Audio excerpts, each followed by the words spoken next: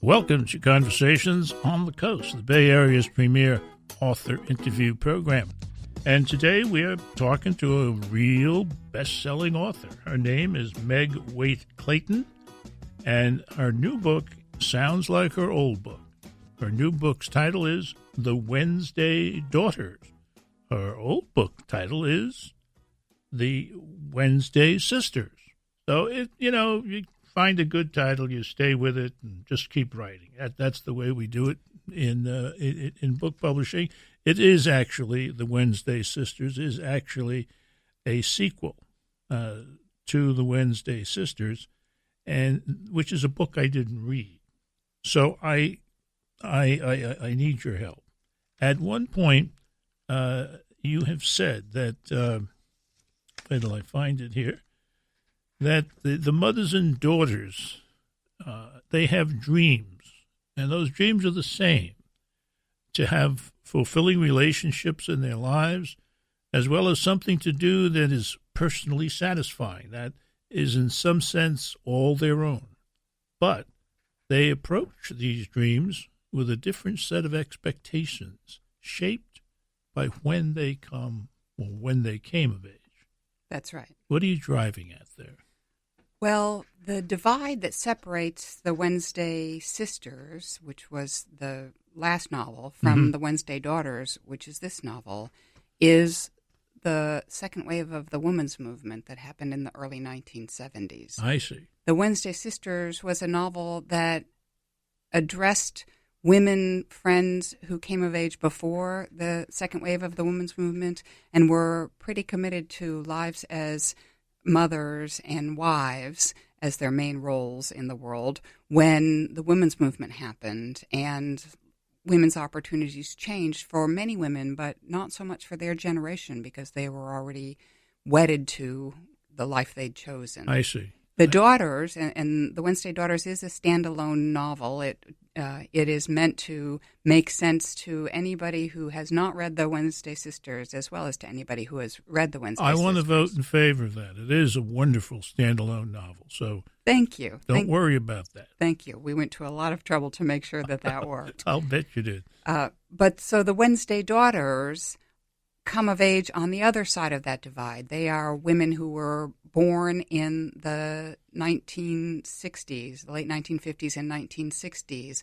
So they were young women when the second wave of or young girls when the second wave of the women's movement happened. So I see. When they came of age, they had opportunities to go to most of the Ivy League colleges, for example. They could go to law school, which their mothers mostly did not have the opportunity to do. And so they could go to medical school. They could go to medical school, one of the characters here as Anna Page does. Yeah. She follows her father's path and goes to medical school. Also, not coincidentally, her father's mistress's path. But the differences are really interesting because on the one hand, the daughters can do anything they want. On the other hand, they inherit this expectation from their mothers about what they should do because they have the opportunity to do it. And that is limiting too. Can we imagine, I don't think it's in the book, a conversation between mother and daughter here? Look, you really can do anything you want to do. I couldn't. And I damn well expect you to achieve. Yes, I think you can. It is not explicitly in the book, but it is a little bit of underlying the choices that the Wednesday Daughters make. Mm-hmm. It's very hard to walk away from that expectation that your parents have for you. And their mothers certainly have expectations for them. And so one of the big struggles in the book, honestly, is for the daughters to dig themselves out from underneath the weight of their mother's expectations for them and decide who they want to be, something apart from who their mothers want them to be. Yeah, shape life on their own terms. Absolutely. Not ignoring, I suppose, the expectations of mom. Ignoring the expectations. But not allowing yourself to be dominated by Exactly. Well, this book starts in an early evening situation when Hope Tantry she's one of the daughters. She is indeed. Arrives at a small cottage in England's pastoral Lake District, where her mother, called Allie, spent the last years of her life. And Allie was one of the small-knit group, the mothers. The Wednesday sisters had used the cottage as a writer's retreat while working on her unpublished biography of Beatrix Potter. Yet, Hope, her daughter, knows little about this aspect of her mother's life. So that's how it starts, in this strange place that has nothing to do with the daughters and everything to do with the mothers. That's exactly right. I will tell you the way there's a sort of a funny story behind why the book is set in the English Lakes.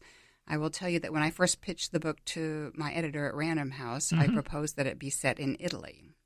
And my editor at the time, whose name is Caitlin Alexander, said, "Why Italy?" And my response was basically, "Hello, Caitlin, I want to go to Italy for 6 weeks and expense it. Have you read your tax code lately?" You must be the most honest author we've ever had on this program. Well, so then my challenge was to find a place where I could set the book on my bucket list of places to go that would appeal to Caitlin. And I knew she was a Beatrix Potter fan. And I had Allie from the Wednesday Sisters who wrote children's books. And so I proposed the English Lakes where Beatrix Potter was raised. And that's how it was set in the English Lakes. Beautiful story. Wonderful. And there are many more stories connected with this book and the book itself. And we'll look at all of that when we return. You're listening to Conversations on the Coast with Jim Foster. Now you can find this program on iTunes, SoundCloud, and all your favorite digital outlets. Follow the show on Twitter at JimFosterCoc and email jimfostercoc@gmail.com. And Meg Waite Clayton, a novelist, has joined us today to talk about her latest book called The Wednesday Daughters, about which one Sarah Addison Allen. No, that's the wrong one. We've got another one here. There it is. About which Marissa de los Santos has said, "What a rich and vibrant book, with her cast of fresh, engaging characters and her vivid English Lake District setting," which originally was going to be Tuscany. Meg Waite Clayton reveals so much about our most vital human connections, and you do. Thank you. You do. That's an accurate description. One of the things that intrigued me about the book is that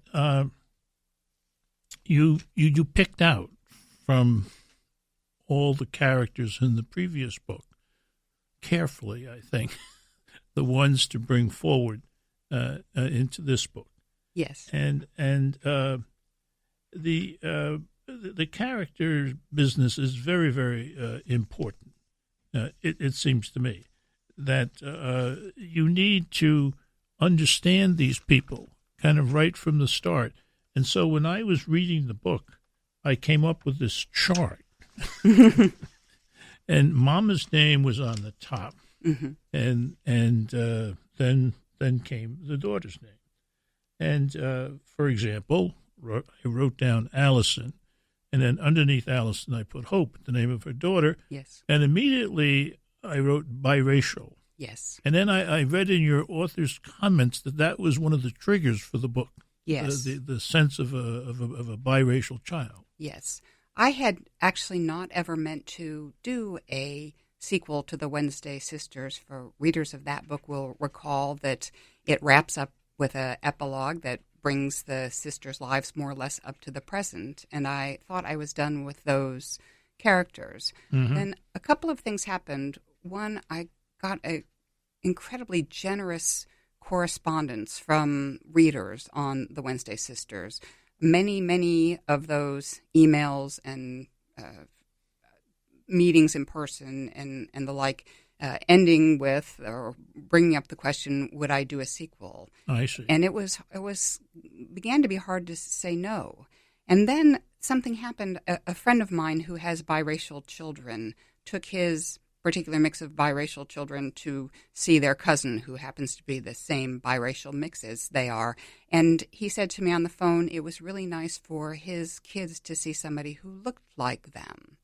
And it had never really occurred to me that those children walk into a schoolroom and don't see other kids that look like them, and the other kids looking at them see them as something different. And the other kids ask the question. And the other kids ask the question. Who are you? Or what are you? Or what are you? And so there is, at the end of the Wednesday Sisters, there is a child who is born who is of mixed race. And I thought, well, I could explore Hope's story. That would be really interesting, both on its own terms, because she is a child who is born at a time where even in California there are very few mixed race kids, so she is really different. And it's also a really nice metaphor for how we all are seen by the world as one thing or another, when generally we are neither entirely one thing or another. Right. And so the story started with Hope. And then it was a matter of looking at the other stories in the Wednesday Sisters, because I did want to explore the Wednesday Sisters' lives a little more in the Wednesday Daughters. I do it in a way that you don't have to know what happened in the prior book, but I didn't want to make up new stories for the mothers. And so I looked at the other mother who had the most open story still. Her name is Kath. She has a misbehaving husband, we'll say, and that story had not come to completion the way I wanted it to in the Wednesday Sisters, so it left me some room to explore. And there's another misbehavior that you're fascinated with. The woman who is always called by two names, Anna Page. Yes. Anna Page. Right. So Anna Page is Kath's daughter, and Kath has the misbehaving husband, and Anna Page follows in Daddy's footsteps. Follows in Daddy's footsteps. That's exactly right. She has a very complicated relationship with her parents that come from her parents' very complicated marriage. And that being the model for relationships in her life, it makes her a little confused, we'll say, about what she wants from relationships in her own life. And that is her main struggle in the book, deciding whether she really wants a long-term relationship or not. She's 50 in the book. All the daughters are between 30 and 50. Right. And all the mothers are in their 60s and 70s. And she, in fact, did some babysitting. She did. For the daughters when they were younger. She did. She's the oldest of the daughters, and Hope is the youngest of the daughters, so they are the spread in the daughters' ages. And then there's a character who cannot escape a life tragedy, the death of her twin. That's correct. That is Julie. She is one of the twins in the Wednesday Sisters. And she arrives at the opening of this book having recently lost her sister to breast cancer. And she is an identical twin sister. So that is both incredibly frightening for her and incredibly guilt-laden to be the survivor when her sister has died. She adds to that a very complicated relationship with her brother-in-law and her nephew that makes her life choices now precarious. There's another character who isn't there but is there, Beatrix. Oh, yes. How in the name of heck did you decide on Beatrix Potter becoming part of the story? Well, so Beatrix came in because I wanted to go to the English Lakes. And I knew that blame it on the expense account. So I knew that it's really true, though. I knew that my editor was a big fan of Beatrix Potter, and so I pitched it that way. The more I got to know about Beatrix Potter, she wrote journals in code and was a sort of non-feminist, independent woman, the more I wanted to bring her alive in the story, and so I did it through Allie's journal entries.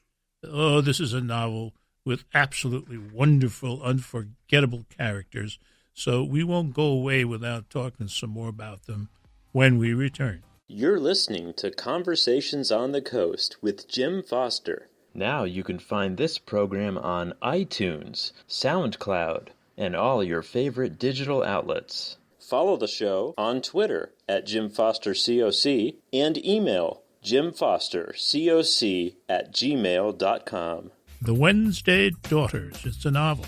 The author, Meg Waite Clayton, has been good enough to stop by.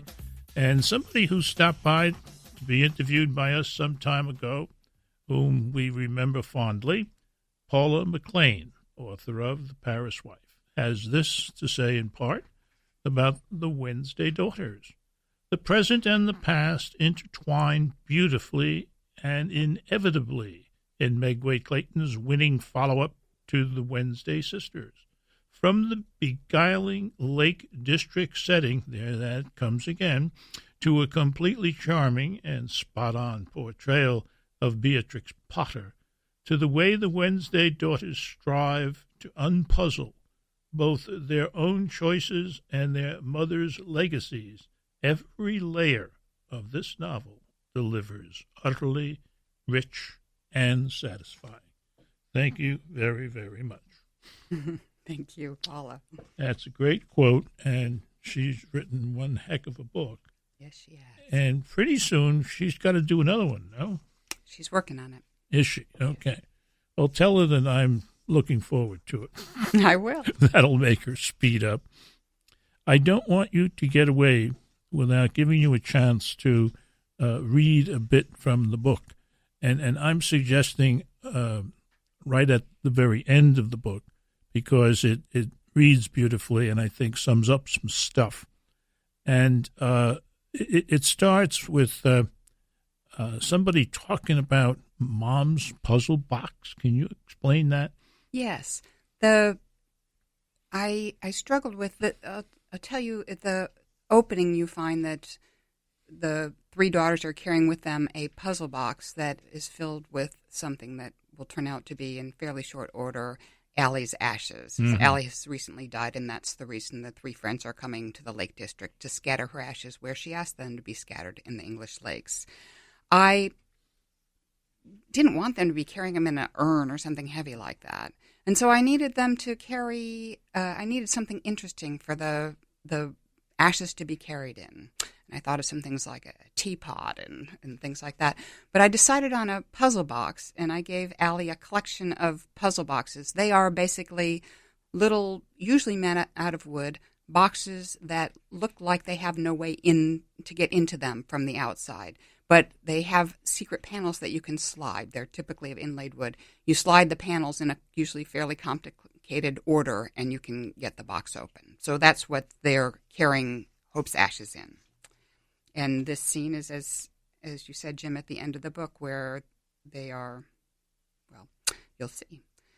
Kevin set Mom's puzzle box on a flat spot on the rocks behind us, underneath the tilted umbrella and a handkerchief Graham extracted from his pocket, so the wood wouldn't get too wet. We all stood as close to the edge of the slippery rocks as we thought safe. And I should say that they're standing at a gorgeous waterfall in the Lake District. Right. On some rocky outcropping. I just about lost one of my shoes among the cabbages, Hope, I remember Mom saying. I was sure the water might reach up and sweep me away. Allie, I thought. Her name was Allie Tantry, but I called her Mom. I opened my fist and held my palm up to the wind, which lifted the bit of crushed bone and carried it over the water before setting it gently down in a sprinkle of soft gray that was gone as soon as the water took it in. Even Napoleon watched for a long, quiet moment, as if he understood. The others let their handfuls go just as a big gust of wind came up, not blowing the ashes back at us so much as washing us all with the mingle of ash and spray from the force. Heavens to Betsy, Anna Page said, and we laughed as we wiped the spray from our faces. Kevin collected the puzzle box from the ground and came up behind me and put it in my hands. He wrapped his arms around my waist as if to warm me and set his chin on my head. We stood like that in the mist of the parallel falls rushing toward the same pool. No more twist, he said. Anna Page linked fingers with Aunt Kath, leaving me thinking how often I'd seen her fingers intertwined with my mother's, and how Anna Page's hand had seemed to belong in Mom's more than my own had. Her nails, that had always been dirty, she'd been such a wild young girl, were clean and tended like her father's would stay even without his hours in the operating room. But her hands were a younger version of her mother's hands, strong and sure. My fingers on my mother's box, my mother's fingers in my father's skin. There was twist still. This personal secret box would soon be empty, but Mom's stories, her Beatrix Potter book, her journals, never would. A bit of spray had moistened the ashes inside the box despite our efforts, a little of Mom's English Lake District catching a ride home with her. I began working through the steps that would close her safely away. When the wooden edges were smooth, the entry hidden, Anna Page asked, "How do you know how to open it, Hope?" I put the box in her hands and placed her index finger on the baby's head. "You trace from the baby's halo to the third flower here," I said, showing her. "Then you slide the flower down, see?" In the gesture, I remembered my mother's soft voice saying that some things in life you just have to know. Someone tells you, and you remember it, and you tell it to someone else. Sometimes you tell it directly, and sometimes you tell it through stories. It's one of the ways we show our love. It's an insight about knowing that could be very bad for epistemological research. But I think it's damn true. And I think it's a marvelously appropriate way to end the book. Thank you. This is a book filled with scenes that you will never forget, writing that you will always cherish. It is called The Wednesday Daughters. The author is Meg Waite Clayton. This has been Conversations on the Coast, and I'm Jim Foster. Now you can find this program on iTunes, SoundCloud, and all your favorite digital outlets. Follow the show on Twitter at JimFosterCoc and email JimFosterCoc@gmail.com.